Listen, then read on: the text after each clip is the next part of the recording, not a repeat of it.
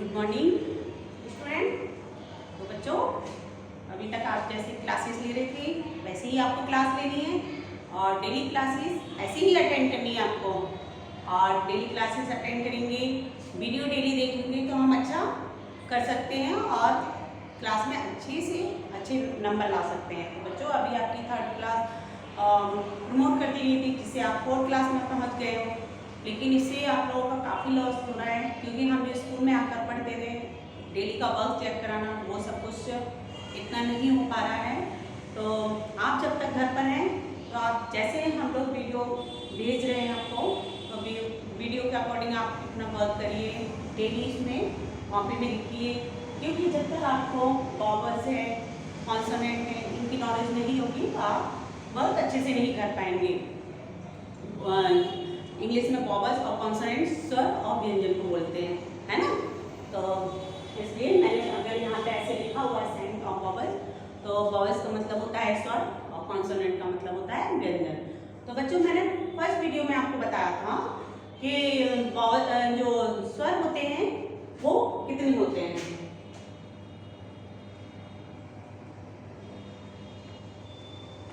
स्वर होते हैं कितने होते हैं? स्वर होते हैं 11, है ना। तो आज मैं आपको इसी की क्लास लूँगी और मैं स्वर के बारे में पढ़ाऊँगी। और वैसे भी फर्स्ट वीडियो में मैं पढ़ा चुकी हूँ, लेकिन सेकंड वीडियो में भी मैं आपको प्रैक्टिस करवाऊँगी। तो बच्चों, सेकंड वीडियो में स्वरों का मूल रूप बताएंगे।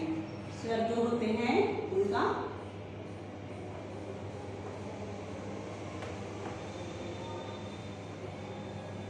स्वरों का मूल रूप, ठीक है। तो आप इस तरह से पढ़ेंगे। और स्वरों की मात्रा,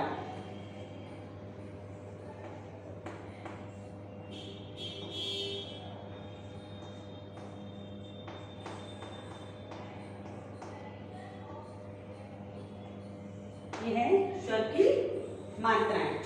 तो बच्चों, हम यहाँ पर स्वर की मात्राएं पढ़ेंगे कि स्वर के ऊपर कौन कौन सी मात्राएं लगती हैं, क्योंकि स्वरों का जो रूप है व्यंजन के साथ जुड़ता है और उसे क्या कहते हैं? हम मात्रा कहते हैं, है ना। जब इनके साथ स्वरों की मात्रा जोड़ी जाती है तभी ये पूर्ण होते हैं, तब तक ये पूर्ण नहीं होते हैं, समझे। देखिए बच्चों, स्वरों का मूल रूप, स्वरों का कौन सा है? ये है मूल रूप, है ना। अब इसमें स्वरों के ऊपर मात्रा कौन सी लगती है? जब तक मात्रा नहीं लगेगी तब तक कैसे हम अच्छा बनाना सीखेंगे, है ना। तो आ के ऊपर कोई मात्रा नहीं होती है, ये क्या है? छोटा आ। लेकिन बड़े आ पर क्या लगेगी? मात्रा लगेगी ना। तो इसे हम क्या, ये देखिए बड़े आ की ये पीछे जो लगी है मात्रा, ऐसे डंडा भी बोलते हैं कि बड़े आ का डंडा बोलते हैं ना, जैसे आम। हाँ, तो कैसा लाउड आवाज आ रही है नहीं? आम। ई छोटी ई है, इसे ई, है ना। इसे ई क्या हुआ? ई, है ना। तो हमें कैसे, एक मिनट,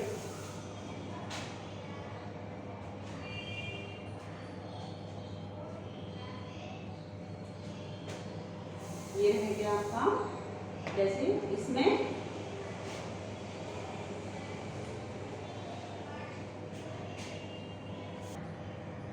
तो बच्चों, जैसे कि मैं बता रही थी, छोटी की मात्रा का यहाँ पर इस साइड रहता है और बड़ी मात्रा का इस साइड रहता है ना। ऐसे ही छोटा हो ऐसे, और बड़ा हो ऐसे, है ना। यहाँ नहीं दिख रहा हो इसलिए मैं बीच में रख दूंगी, ठीक है। इसी तरह रू बोलते हैं कई, वैसे ऋषि भी कहते हैं, ऋषि। तो यहाँ पर ऋषि के ऊपर जो रात का वो होता है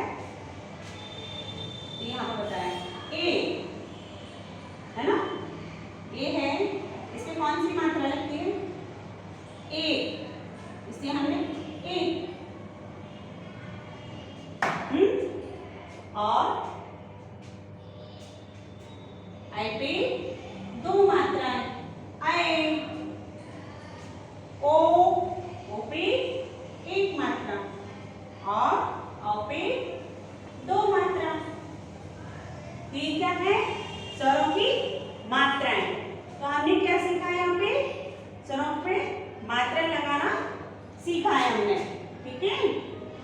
तो जो स्वर होते हैं ये कभी अपने आप में, कभी वो पूरे स्वरों का जो रूप होता है व्यंजन के साथ जुड़ता है तो उसे मात्रा कहते हैं। आगे पढ़ेंगे बच्चों हम कि संयुक्त व्यंजन क्या होते हैं। तो मैं संयुक्त व्यंजन के बारे में आपको बताऊंगी। जो संयुक्त व्यंजन है उनमें आता है छ, त्र, ज्ञ, श्र। तो बच्चों अब हम संयुक्त व्यंजन पढ़ेंगे, क्योंकि संयुक्त व्यंजन है दो अक्षरों से मिलकर यह शब्द बनता है। तो देखिए बच्चों, ये है संयुक्त व्यंजन छ, त्र, ज्ञ और श्र। इसको बोलते हैं हम श्रम जैसे, ठीक है। तो ये किन अक्षरों से मिलके ये शब्द बने हुए हैं, इनके बारे में हम बताएंगे। जैसे का बनाया हमने प्लस सा, है ना। छ, ये दो अक्षरों से मिलकर ये बना हुआ है। जैसे ये त्र जो बना है ट और र। देखिए त्र आ रहा है साउंड, दो अक्षर का आ रहा है ना त्र। इसी तरह में जैसे क्या ज और झ, तो क्या, ठीक है। और शाम में श।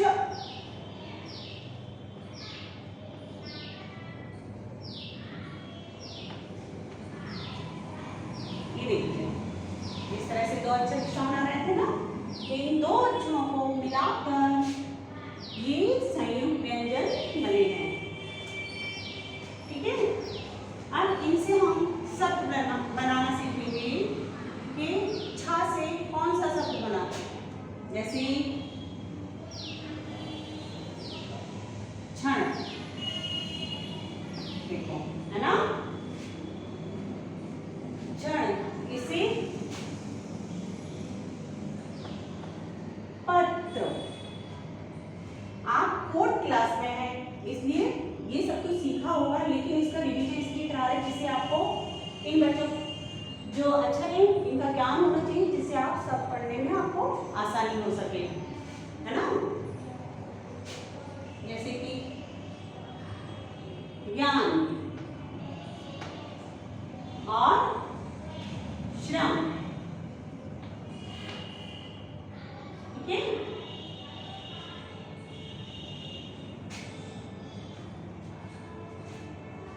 फिर इसी तरह हम यहाँ पर लिखेंगे क्षमा, लिखा हमने क्षमा। और आगे इत्र, सेकंड नंबर ज्ञाता। इसी तरह श्रमिक।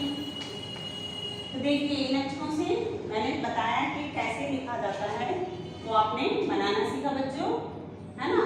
अब मैं आपको चंद्र बिंदु और बिंदु लगाना सिखाऊंगी। तो देखिए बच्चों, आपने अभी तक जो पढ़ा है स्वर, व्यंजन और उसके बाद मात्राओं का मूल रूप पढ़ा है ना, अक्षरों के बारे में जाना है आपने। तो अब बच्चों अब हम क्या पढ़ेंगे, अब हम पढ़ेंगे कि अनुस्वार। अनुस्वार क्या होता है? हाँ, अनुस्वार इसे बोलते हैं हम, जो अक्षरों के ऊपर बिंदु लगाया जाता है उसको हम क्या बोलते हैं? अनुस्वार। हाँ, और अनुनासिक शब्द। अनुनासिक शब्द कौन सा होता है? जो चंद्र बिंदु होता है। चंद्र बिंदु क्या होता है? अनुनासिक माना जाता है। अनुस्वार में शब्द आते हैं जैसे पतंग, हाँ,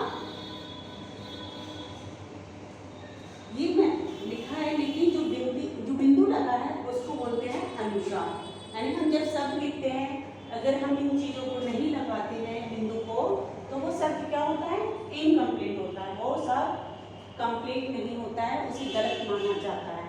ठीक है, तो इस तरह से हमें शब्द सही होने चाहिए।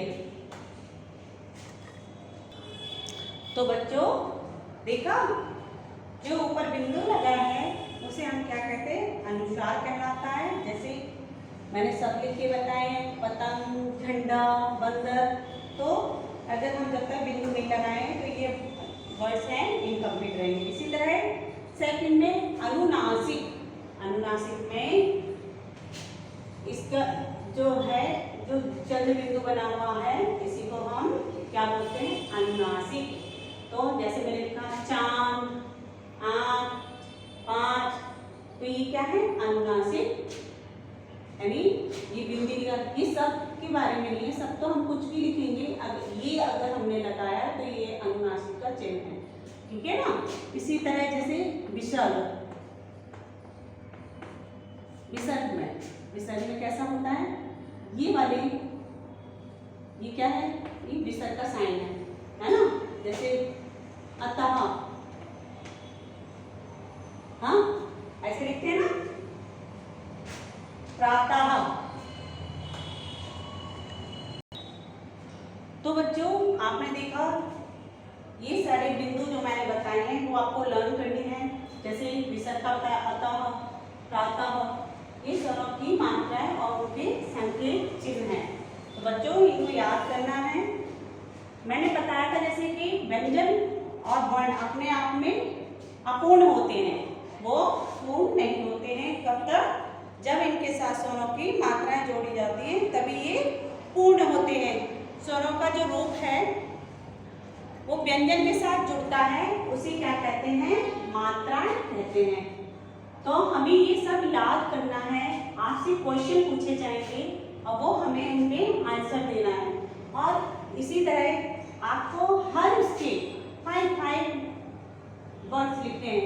जैसे मैंने बताया था श्रम, तो उसके 5 अर्थ बना के लिखिए। जैसे अनुस्वार है, पतंग, झंडा, बंदर, ये मैंने अनुस्वार का यूज करना है, आप अपनी तरफ से लिखिए। और अनुस्वार का, अनुनासिक का, विसर्ग का, ये सबका यूज करिए और अपनी तरफ से 5 या 10 लाइन ऐसे लिखिए और मुझे व्हाट्सएप पे सेंड कर सकते हैं। आप मुझे होमवर्क भेजिए और इनको तो आप करना ही, और मैं आपको जो क्वेश्चन भेजूंगी आप उनको लिख कर दीजिए। तो बच्चों आज यहाँ आपकी क्लास खत्म होती है, लेकिन इससे पहले आपको ये कॉपी बनानी है और पूरा लिखना है और मुझे व्हाट्सएप पे आप चेक कराएंगे। ठीक है। हिंदी में जो संयुक्त व्यंजन होते हैं वो कितने होते हैं, संयुक्त व्यंजन होते हैं वो 4 होते हैं, है ना। तो हमें सब लर्न करना है। और बेटा वर्ड किसे कहते हैं, वर्ड के बारे में आपने पढ़ा ही होगा। आपने अभी तक जो पढ़ाई कर रहे थे तो उसमें सब आपने सीखा होगा वर्ड किसे कहते हैं, ध्वनि किसे कहते हैं। जब हम बोलते हैं तो हमारे मुंह से ध्वनि निकलती है, बोलते समय निकलने वाली छोटी छोटी ध्वनि को हम क्या कहते हैं, वर्ण कहते हैं। तो हमें ये सब याद रखना है। और भाषा की सबसे छोटी इकाई को वर्ण कहते हैं, है ना। तो आप याद रखिए। और यहीं आपकी आज क्लासेस ख़त्म होती है। आप वर्क कंप्लीट करके मुझे सेंड करिएगा।